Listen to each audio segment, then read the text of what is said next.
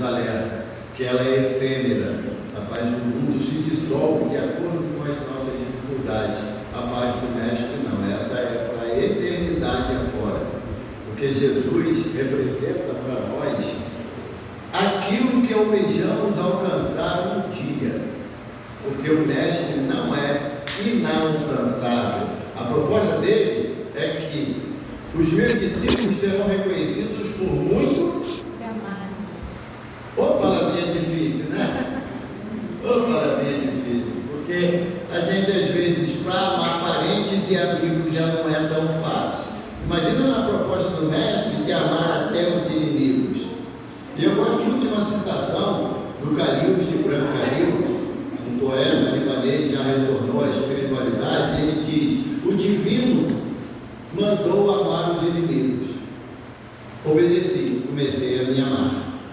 Porque o grande inimigo da minha vitória, da minha felicidade, sou eu mesmo. Sabe por quê? Porque eu não posso dar o direito de ninguém tirar a minha paz.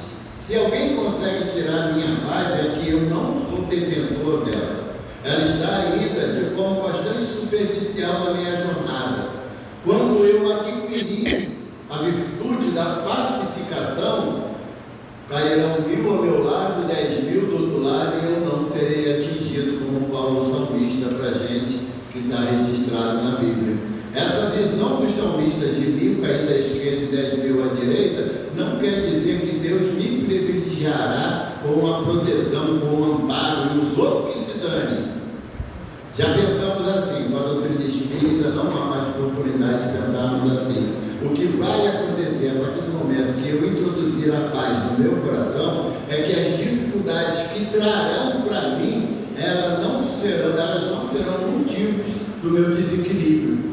Ainda não sou, sabe, Luciana? Ainda tenho uma vontade danada de ser assim, de ser um espírito equilibrado. Ainda luto com as minhas dificuldades, mas já tenho o que almejar. Eu já sei aonde chegar. E hoje, eu costumo dizer que espírita não visita a casa espírita, sabe? Eu costumo dizer que espírita reencontra amigos em casas espíritas. Porque imagina que a minha casa, Centro Espírita, a Casa do Caminho, Chico Xavier, lá em Jacarepaguá, o mentor da casa é Chico. Como é que a gente vai dizer que a gente está visitando sendo tutelado de Chico ou tutelado de Joana de Ângela? Como é que pode? Não conheço a casa. Aí o irmão pergunta: quem visita? Aí eu infantilmente levantei a mão. Por quê? Porque eu ainda não tenho a percepção que a espiritualidade não trabalha com paredes, não trabalha com instalações materiais. Porque o próprio Mestre assinala para a gente, lá na passagem dos 20 milhões do tempo, ele diz: não está escrito que a minha casa será casa de orações para todos os povos? Se algum irmão chegar ali no portão e falar assim: eu estou precisando fazer uma oração, posso entrar? Não, porque você não é espírito. Aqui não dá, tem que ter carteirinha, sabe? Porque quando a gente encarnar, vai ir com um crachá do secamp, entendeu? Aí vai falar: o pessoal do secamp fica do lado de lá. Quem não é do secamp é do lado de lá. Tem não. Eu gosto muito de uma frase do Chico já doentinho. E nas reflexões dele, Emmanuel se apresenta e ele pergunta: seu Emmanuel, posso fazer uma pergunta para o senhor? Emmanuel fala: Chico, quando eu desencarnar, o senhor vai estar me esperando? Emmanuel falou assim: ah, Chico, eu sou tão ocupado. Quando você se perceber desencarnado, procura uma casa espírita. Tem sempre uma equipe espiritual para abrigar espíritos recém-desencarnados. Mas Emmanuel fala uma palavra que ela é muito significativa para nós: quando se perceber desencarnado. É fácil? Não. O próprio Emmanuel fala para nós, no tom nosso, que todos nós passaremos pela experiência da morte. Querendo ou não, gostou ou não da ideia, vai ter que morrer. Não dá para dizer que amanhã eu vou. Chegou a hora, vai. Todos nós passaremos pela experiência da morte. Mas desencarnar é um processo que pode levar séculos.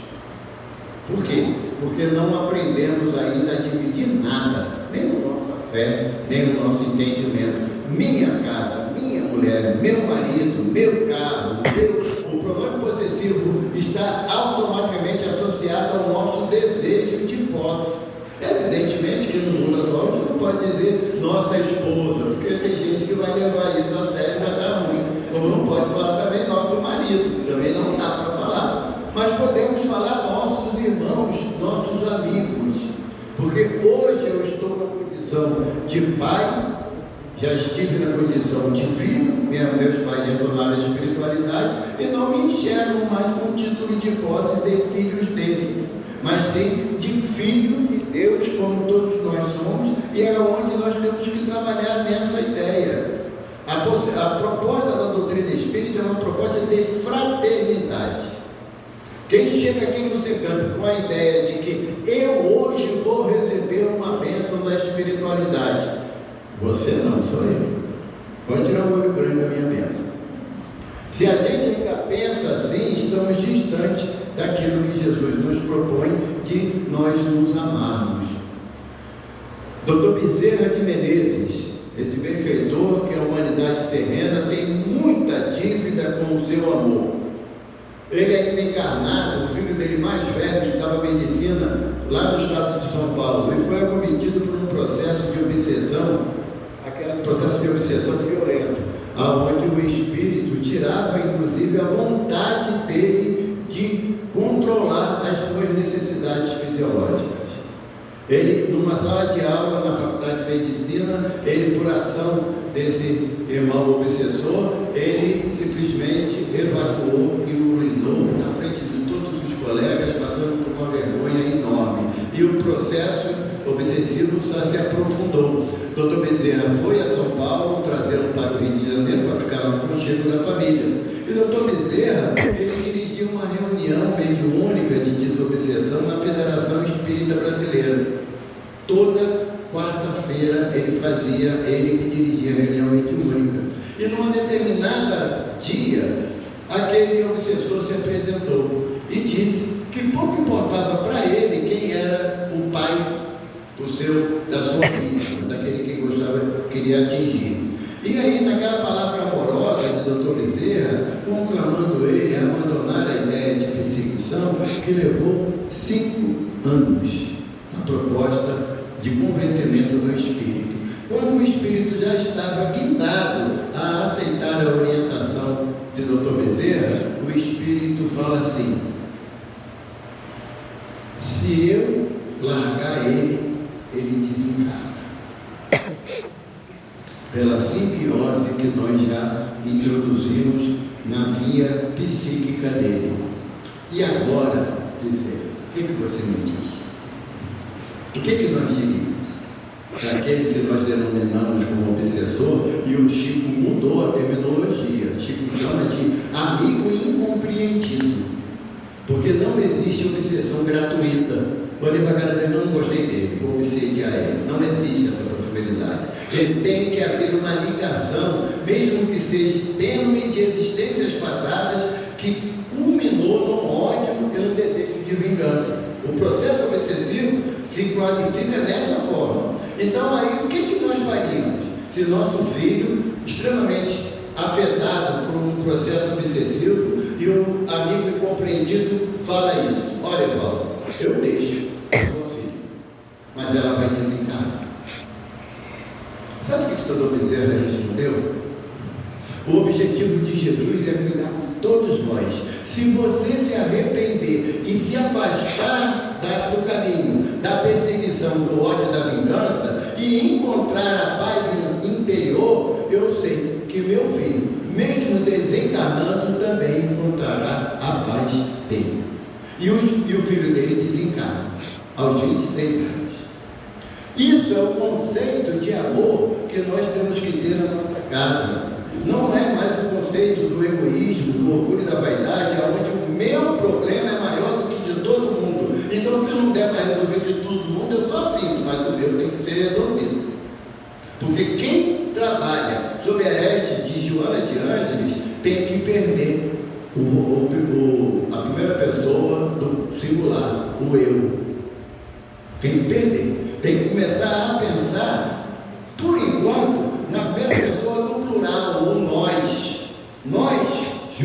desfazemos essa casa. Eu sozinho fecho essa casa. Então eu tenho que mudar o meu conceito. Mudando o meu conceito, eu vou começar a olhar cada um irmão aqui como um amigo, um parceiro de atividade que tem as mesmas dificuldades do que eu e que busca, junto tanto quanto eu, o equilíbrio espiritual. Porque não dá para nós associarmos a doutrina espírita, associarmos o Evangelho de Jesus, que tem que ser do meu jeito. Não dá mais para associar. A proposta do Evangelho, a proposta de Jesus, é fazer ao vosso irmão aquilo que gostaria que ele fosse feito. Fora dessa máxima do Evangelho, foge a prática da caridade, que o nosso irmão falou com tanta certeza e veemência aqui na frente. Sem que eu me preocupe com o bem-estar do grupo, eu não posso me intitular como sendo adepto da doutrina espírita. Porque o verdadeiro espírita, como diz Kardec, é aquele que promove a sua transformação moral e pelo esforço que emprega em domar as más inclinações. Não é que está escrito? E eu acho linda essa proposta do Sr. Allan Kardec. Promover a transformação moral. Ainda não estamos na condição de homens de bem, como está aqui no Evangelho. Não estamos. Nós estamos caminhando para que a minha transformação moral seja efetiva.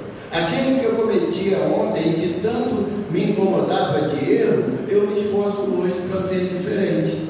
E domar as más inclinações, o que o Sr. Kardec está propondo? A época de Sr. Allan Kardec encarnado, e até há bem pouco tempo, até a década de 80, os circos tinham os domadores de feras, de leões, de tigres. E não é da minha época e nem de vocês, eu sei disso. Eu ouvi dizer, eu vi na internet, sabe? Mas qual era a ação do domador? Ele entrava lá na jaula, tinha lá 2 tigres ou 2 leões, um em cada bancada, ele com uma cadeira e um chicote, não é? Ele instalava o chicote, os animais pulavam de um local para o outro, não era assim? Quando o animal queria dar a patada, ele botava a cadeira na frente para se defender. Mas tinha dia que a cadeira quebrava. Aí imagina o que acontecia, né? O tigre, o leão ia ter um lanchinho fora de hora, porque matava o domador. O que a doutrina nos propõe, Sr. Allan Kardec? Que a nossa cadeira seja a obediência e o nosso chicote seja a resignação. Quem está disposto a ter obediência e resignação, como nos fala Lázaro no Evangelho segundo o Espiritismo, sendo que a obediência, Lázaro aponta para nós, a obediência é o consentimento da razão. Eu obedeço a proposta do Evangelho porque no meu íntimo eu entendo a lógica do Evangelho. O Evangelho não é religião, o Evangelho é uma proposta intelectual, é uma proposta de ação inteligente. Você seguir o Evangelho. Emmanuel fala isso para a gente no Caminho da Luz. E se a obediência é o consentimento da razão, a resignação é o consentimento do coração. Eu entendo intimamente que eu devo me resignar à vontade de Deus, primeiro, que Ele é soberanamente bom e justo. Se Ele é bom e justo, jamais Deus vai querer que eu sofra, embora tenha que enfrentar as minhas dores. Isso é inevitável. Tem que orar para isso. Até que hora que vai para isso? Eu nem sei que hora eu comecei. 8h30? Até amanhã alguém trabalha? Não? Até meia-noite é hoje. 1h da manhã. Tá bom? Porque aí dá tempo de eu chegar no Rio. Eu estou de carro, né? Então, a proposta da doutrina nesse sentimento de obediência e resignação está associada a uma ação real. Não é para você ser obediente à entidade espiritual que nos orienta, porque eu tenho medo de espírito. Não é eu ser resignado, porque aqui na casa, no Secampo, eu sou resignado. E lá em casa eu solto os bichos nos problemas que eu enfrento. Aonde eu sou verdadeiramente aquilo que eu sou. Aqui dentro do Secampo ou dentro da minha casa. E Jesus, conhecendo a fragilidade do Evaldo, o que Jesus propõe quando André pergunta: mestre, aonde devemos orar? No Secampo? Na praia? Ou no campo? Aí Jesus, conhecendo a minha dificuldade, pai dele falou: quando quiseres orar ao Pai, recolha-te ao silêncio do teu quarto, porque é o único lugar que nós somos verdadeiros. É o único lugar. Se você está aborrecido com o teu marido, quando vai deitar, a cama fica aquele espaço enorme, né? Cada um deita numa ponta porque se encostar dá choque. Então quem é verdadeiro se não naquele momento que a gente está na intimidade do nosso quarto? E Jesus, sabendo disso, quando eu estou no meu quarto, ali eu vou orar a Deus. Por quê? Porque eu vou me apresentar como eu sou. Aqui no Secamp, se o irmão me chama para fazer uma prece, eu fecho o olho e faço uma cara contenta, sabe? E se demorar a prece, eu choro. Aqui, mas não é o mesmo em casa, na rua. Aqui em Araruama não, o trânsito é uma maravilha. Vai lá por aí e tenta ser cristão no trânsito. Você decide parar de dirigir, porque lá é complicado. Então, a proposta do Evangelho é essa coerência que nós temos que ter. Nessa coerência, o tema de hoje, até tirado daqui para eu não ficar com vergonha, mas é modéstia e... Não, você não vai, que você me convidou, porque o pessoal sabe. Ostentação. Exato. Modéstia e Ostentação. Eu não tenho a mínima ideia do que seja modéstia, então eu vou deixar para alguém falar. Eu vou falar de ostentação, esse daí eu entendo. Essa aí é a minha praia legal, porque a modéstia está associada ao sentimento de quê? De humildade. Eu falei que ia contar uma história sobre humildade, não falei? Então, sempre eu uso como exemplo de algumas histórias, eu uso o Chico, porque o Chico, a gente fala que o Chico é gente como a gente. De onde diante não dá para você dizer que é colega dela, né? Não dá, um espírito, sabe?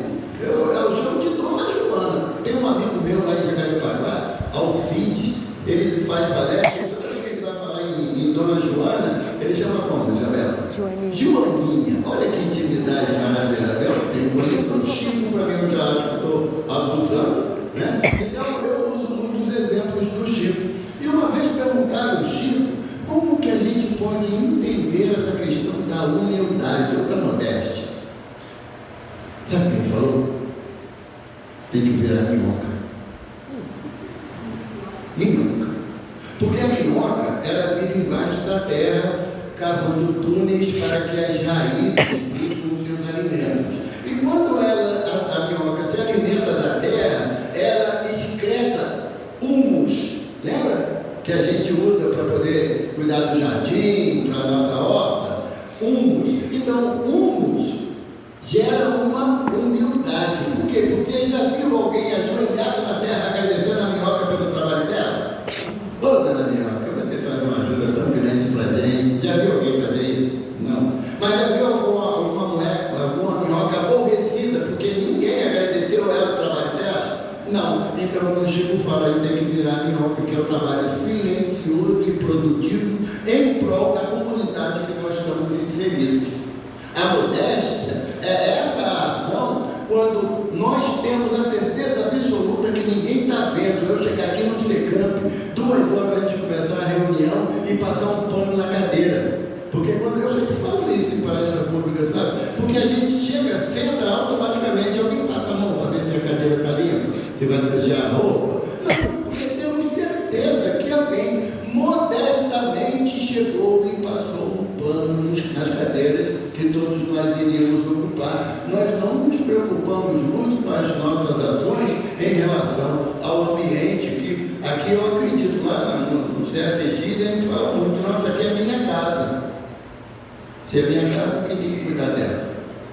O presidente? Sozinho. Sozinho. Até o dia. Né? Não é. A modéstia é um sentimento em que te leva ao trabalho em correlação, em companhia, em parceria com os outros. Em parceria. Porque eu tenho certeza absoluta que a equipe de mensageiros de Joana estão aqui permanentemente higienizando o ambiente para que nós cheguemos aqui e falemos assim. Quando eu chego aqui, eu me sinto tão bem. Não é nem vontade de ir embora. Aqui é muito bom. Por quê? Não é evidentemente, porque o Evaldo está aqui, é porque os tarefeiros de Joana de Ângeles auxiliam a todos nós, preparando o ambiente espiritual para que encontremos o nosso equilíbrio, o nosso renovo de sentimentos para a vida cotidiana.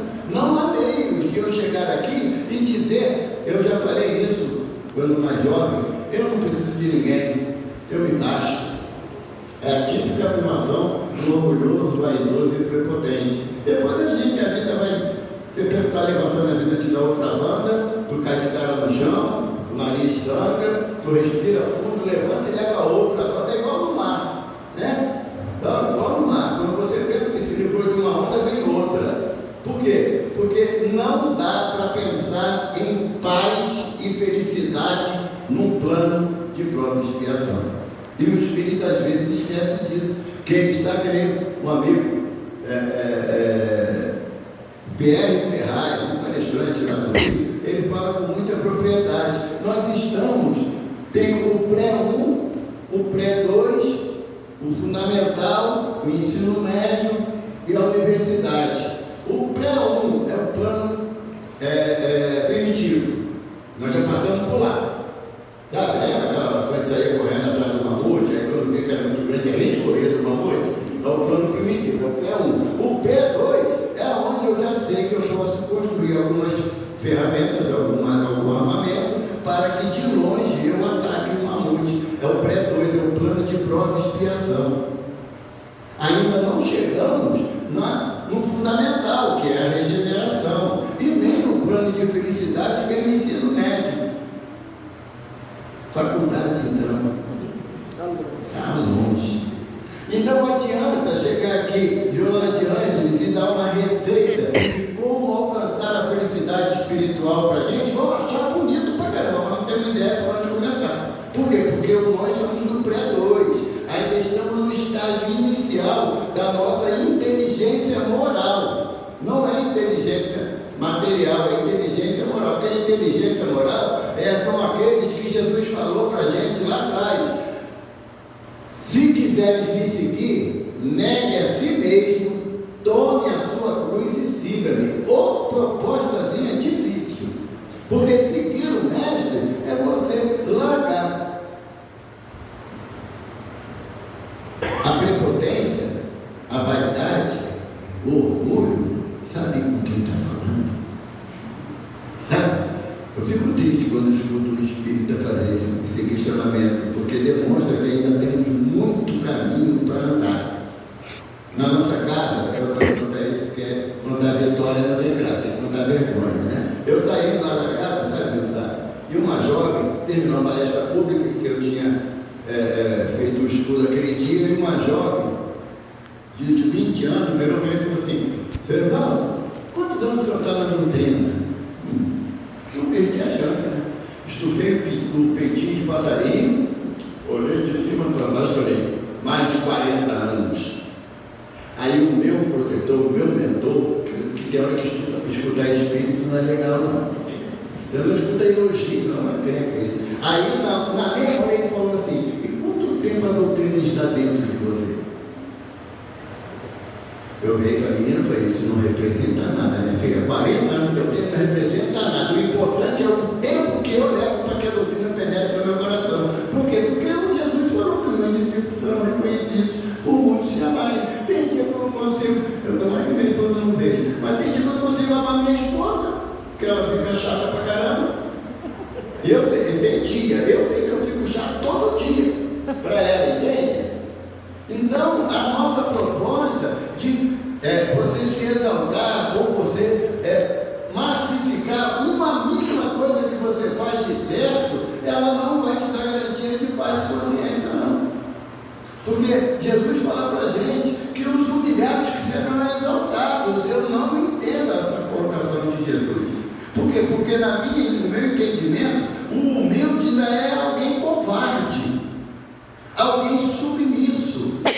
Temos condições de chamar Paulo de Tarso de covarde, Pedro de covarde. Paulo, Pedro negou Jesus, verdade? Verdade. Ou então quando eu escuto assim uma coisa que eu chego a ficar tremendo. Não, eu sou igual São Tomé.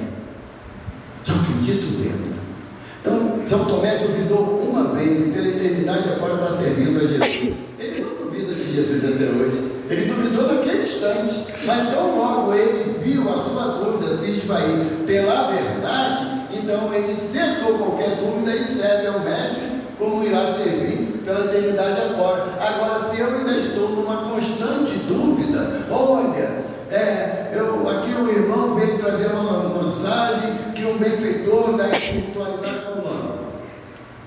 Não, o irmão não disse o nome. Como é que você vai saber se é verdade, se é ele mesmo? A proposta do Evangelho é o quê?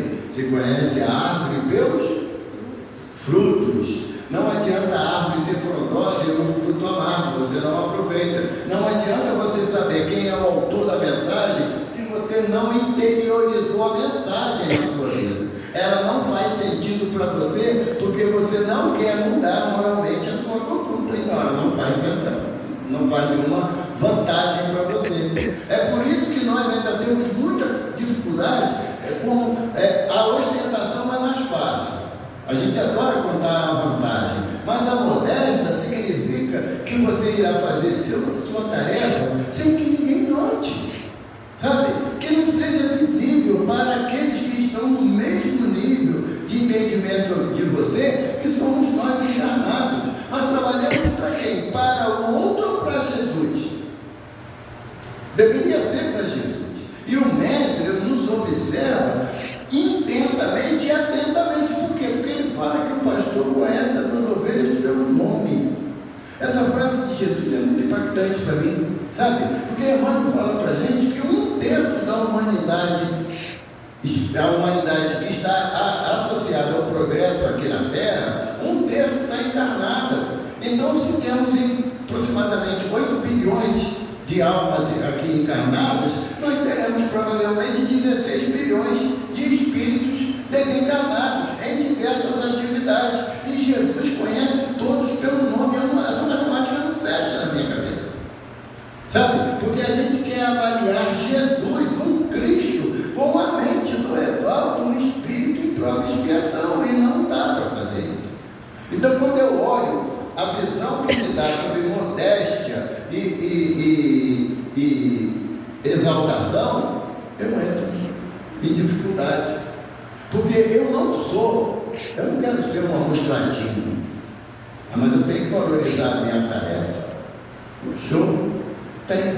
Sabe qual é o título que trata essa página aqui? Fazer o bem sem ostentação. Sabe qual é o título do capítulo? É o capítulo 13. Dê com a esquerda sem que a direita saiba. Isso daí é uma atividade que exige muita maturidade. Muita maturidade. A maioria das casas espíritas tem seus grupos de assistidos, não é? Tem seus grupos de assistidos.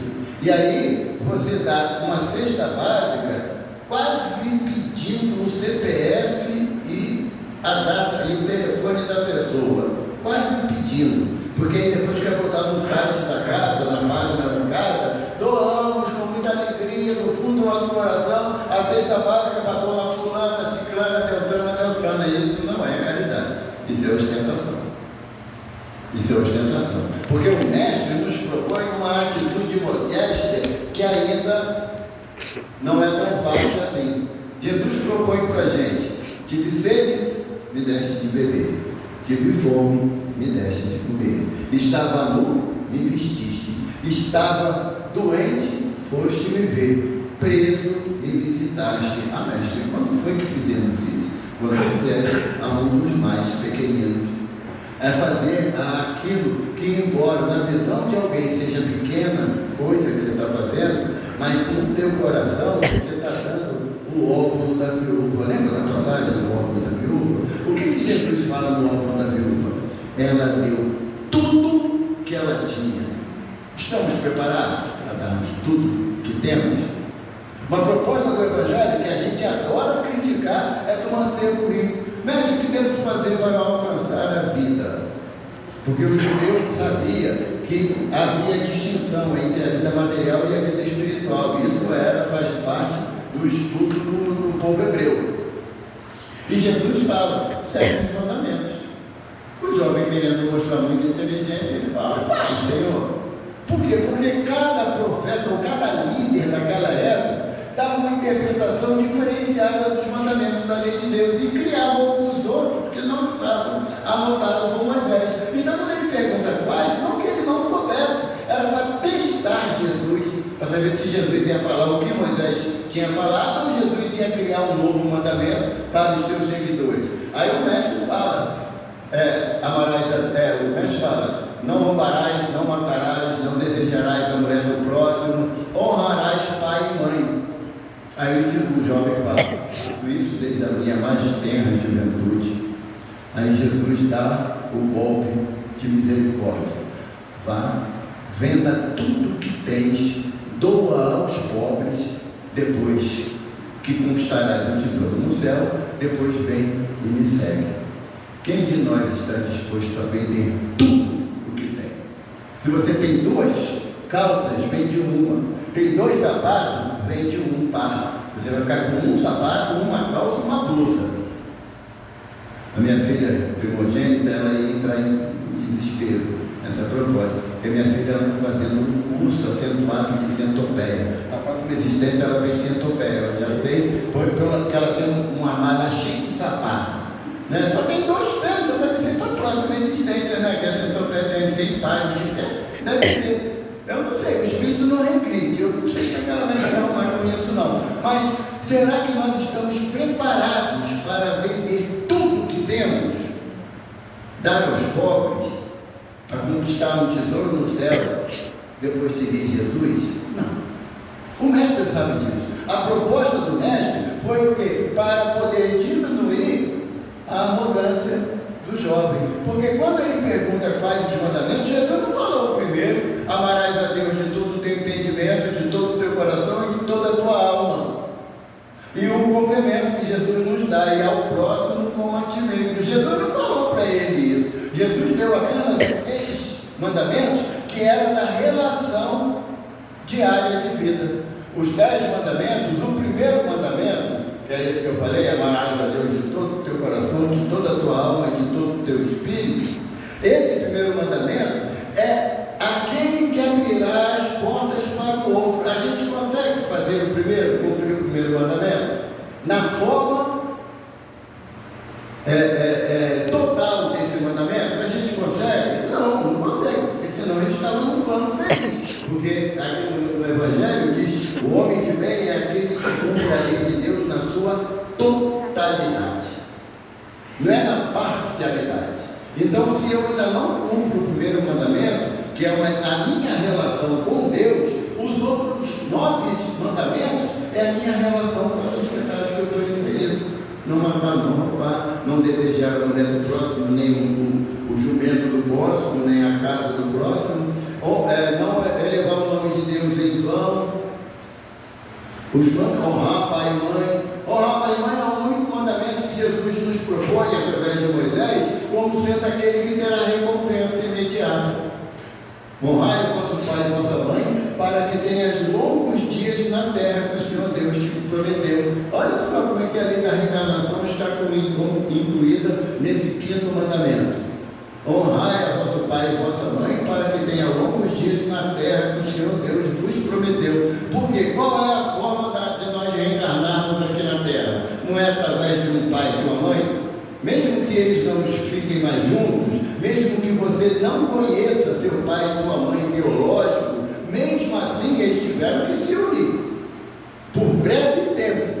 Mas a única forma do Espírito chegar aqui na Terra, reencarnar aqui na Terra, é através do espermatozoide e do óvulo, não há outro meio. Então é o único mandamento que propõe já uma recompensa, um ganho, porque aí nós reencarnando aqui, ao reencarnarmos aqui na Terra, nós iremos gradativamente fazer o quê? Bem-aventurados os mansos, pois herdarão a terra. Herdarão a terra. Os mansos herdarão a terra. O que está escrito nesse mandamento? Na bem-aventurança? À medida que eu vou reencarnando, eu vou aplacando a minha ira, aplacando o meu desejo de posse, de egoísmo, de vingança, de ódio, eu vou aplacando. E quando eu me mansificar, quando eu estiver amansado, poderei reencarnar aqui na Terra. Eu não sei de vocês, mas para o meu lado está complicado. Eu não sei se eu volto aqui. Por quê? Porque ainda não alcancei a mansuetude. Já tentei um acordo, né, com a espiritualidade, mais algumas encarnações, umas 500 eu acho que começa a melhorar do meu lado. Mas ainda não tive resposta. Por quê? Porque nós temos a pretensão de achar que o nosso lugarzinho na espiritualidade está guardado. Raul Teixeira, um palestrante muito conhecido, não é? Ele tem uma afirmação que a primeira vez que eu vi, eu não gostei. Hoje eu já chego à conclusão de que ele está certo. Ser espírita não é para quem quer, é para quem aguenta.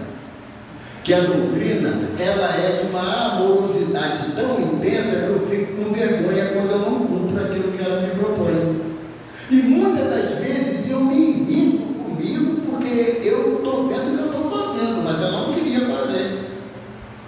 Na nossa casa, tinha uma irmã que eu não tinha afinidade, sabe? Ela entrava por ali, eu saía por ali. Não tinha, estou falando de coração, não tinha afinidade. Aí numa mensagem espiritual, o que o benfeitor falou? Que você tem que ser amigo dela. Não dá. Nessa, não dá. Ele, bom, a proposta é de Jesus. Amai até os vossos inimigos. Você tem dois caminhos. Você continuar na vontade de seguir Jesus ou abandonar o mestre e ir para outro caminho. É a decisão sua. Não dá mais para a gente virar a costa para Jesus, né? Nós já temos consciência que o mestre é um amor que ainda não compreendemos. Ou como Alcione fala no livro Renúncia, Alcione é um mito, Plantina fala no livro Renúncia de Alcione, em Paulo Estevam, há 2000 anos, 50 anos depois, o livro, onde Plantina, ela doentinha para desencarnar, e o pai dela, Tassiano, um homem de muita rigidez, de muita prepotência, ele fala para Plantina tinha 13 anos, acometida de uma tuberculose violenta. Ele fala: também eu te perderei para esse Jesus, porque a mulher dele já tinha desencarnado por ser cristão, o pai dele por ser cristão, né? Um melhor amigo dele, um outro romano, também por ser cristão. Ele estava vendo a filha dele morrendo e ele louvando o nome de Jesus. Aí ele perguntou: também eu te perderei para esse Jesus? Ela falou assim: pai, Jesus é um amor que espera sempre. Isso dá um conforto, sabe? Porque Jesus não quer exigir da gente a mudança de água para vinho. Ele pode.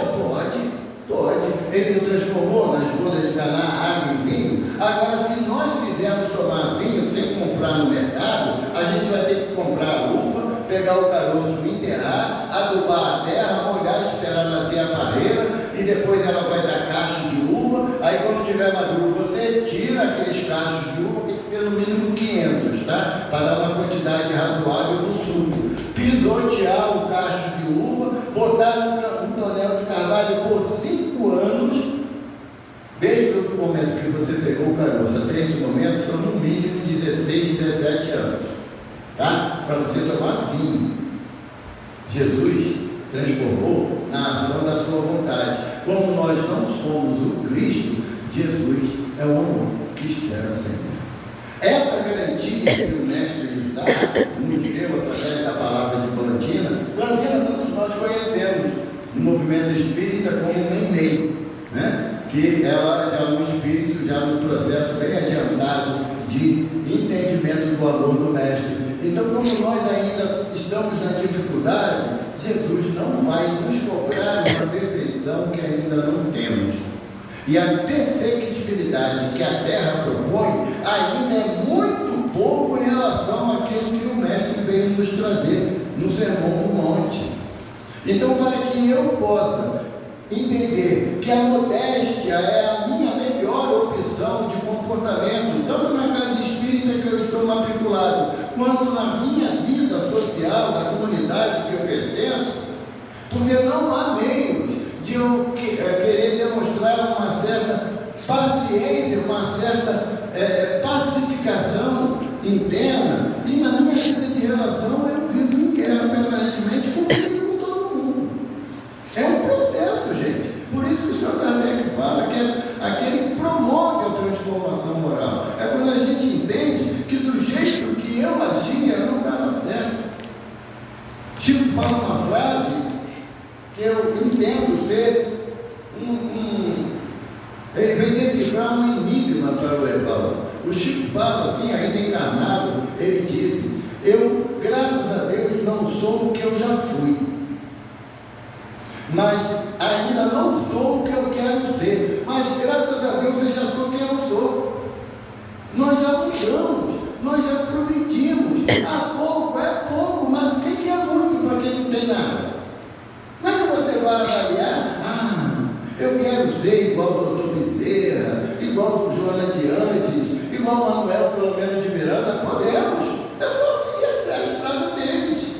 Não tem nenhum impedimento. Eu quero ser igual a professora Eurípides de Massanudo. Pode. É só você começar a exemplificar o Evangelho como ele, desde a época que Jesus estava aqui encarnado, lá no século I da cristandade, e com 20 anos morrer queimado num poste, lá em Corinto, porque era seguidor de Jesus. Pode. Hoje a gente não quer vir num sol. O calor desse, como é que eu vou para o secante? Pelo amor de Deus, eu estou na carne. É que não quero. Ficar de sol. Não é? Ou então está chovendo. Gente, eu não posso. Eu sou idoso, eu não posso pegar chuva. Me chama para cair dinheiro de graça. Pode estar caindo temporal, né? O segundo dilúvio está começando agora, mas eu não vou perder essa de buscar a graninha lá. Então é uma questão do interesse, daquilo que é interessante para mim. E no nosso caso, que propomos estar aqui numa quinta-feira, à noite, para estudarmos o Evangelho de Jesus, nós já estamos dizendo para a espiritualidade que a proposta de mudança está sendo seriamente analisada por mim. Isso não adiantava. Sabe? Não adiantava. Podia estar nessa fresquinha, na beira do mar, ou na beira da lagoa, ou conversando com algum familiar, ou então deitado em casa no ar-condicionado, não fazendo nada, poderíamos. Mas optamos estar aqui. Hoje nós estamos querendo entender a figura de Marta e Maria que Jesus nos traz no seu Evangelho. Marta, tu se apega a coisas tão insignificantes e Maria escolheu a melhor parte. Quem de nós, aqui presente, não gostaríamos de ter alguém em especial sentado ao nosso lado? Agora. Alguém encarnado, desencarnado dá, alguém encarnado. Quem de nós? Um filho, um irmão, um sobrinho, um neto, uma esposa, um marido, todos nós queríamos, mas quem estão aqui? Nós é que estamos aqui. Então nós já queríamos seguir o caminho do Evangelho, não com, no meu caso, a falsa proposta da modéstia, que ainda não tem, mas da proposta de fugir da ostentação, de me afastar daquilo que antes para mim era glamouroso, que era o palco da vida. E o palco da vida, a gente já aprendeu que a mesma mão que aplaude é a que joga pedra. Nós aprendemos isso efetivamente, quando o mestre entrou em Jerusalém, porque eu tenho no meu coração que todo espírito é judeu daquela época. Sabe? Porque a gente tem uma intimidade muito grande com a cultura judaica, muito grande, tanto que a gente lê a Bíblia, sabe, e identifica algumas passagens ali, naquele sentimento de algum conhecimento, de alguma relação conosco. E naquele dia, quando Jesus entra em Jerusalém, que nós estendemos as nossas túnicas, os ramos de palmeira, né? E Humberto de Campos fala que Jesus entrou na cidade sentado no rio, né? No filho da jumenta, assim, escrito no Evangelho. E Humberto de Campos fala que o jumentinho se empinou todinho e começou aí veio um anjo que estava acompanhando ali e falou assim: burro, não é pastor não, essa festa é para Jesus. Abaixou a orelhinha, né? E nós ainda queremos ter a festa daqueles que trabalham para Jesus, mesmo que não tenhamos esforços. Mas naquele dia, o que nós gritávamos quando o mestre passou junto com os discípulos? Hosanas ao filho de Davi, hosanas ao filho de Davi, o rei de Israel chegou. Todos nós cantávamos. E na quinta-feira, isso foi no domingo de manhã, porque foi quando Jesus foi para Jerusalém para Páscoa, que é chamado pelos nossos irmãos católicos de domingo de Ramos, não é? Na quinta-feira, o que nós estávamos gritando? Crucificai-o, crucificai-o. Por quê? Porque na nossa visão, Jesus ou Messias tinha que vir com a espada flamejante do arcanjo Gabriel, para destruir os nossos inimigos, de colocar Israel novamente no topo do mundo, dominando todas as nações. E Jesus fala para João: João, o Filho do Homem veio para salvar e não para destruir. E enquanto nós entendemos que a proposta do Evangelho, para que a minha exaltação, para que a minha vaidade chegue ao extremo, eu tenho que ver o secampo cheio. Tudo quanto a igreja de Araruama fechar e vir todo mundo para o secampo. Não estudou Kardec. Porque Allan Kardec coloca para a gente, lá na Gênesis, que a doutrina espírita não tem o desejo de angariar adeptos, angariar seguidores. Porque nós podemos ver, em algum momento, nas casas espíritas, os irmãos protestantes que entendem os fundamentos da doutrina espírita e aplicam-os na sua corrente filosófica religiosa. Nós queremos ver os irmãos católicos vindo aqui e entendendo que o nosso propósito maior é de união pela caridade. É fora da caridade que não há salvação, não é fora da minha vontade que não há salvação. Então, enquanto a gente ainda caminhar na dúvida se vamos pela modéstia ou pela ostentação, nós continuaremos a ouvir a palavra de Jesus, quando ele, antes de entrar em Jerusalém, nesse dia que eu falei, ele olhando Jerusalém ao longe, ele lá no Monte das Oliveiras, e o mestre falou: Jerusalém, Jerusalém, quantas vezes quis te abrigar embaixo da minha asa, como a galinha faz com os seus pintinhos. Hoje sabemos que Jerusalém significa a humanidade terrena. E Jesus vem trazendo o seu evangelho de amor e de luz para nós, não há 2000 anos, como muitos de nós entendemos. Não, há pelo menos 4,6 bilhões de anos, quando ele formou esse planeta para nos receber, ele veio nos trazer o seu evangelho de amor e de luz. Jesus não é o amor que espera sempre?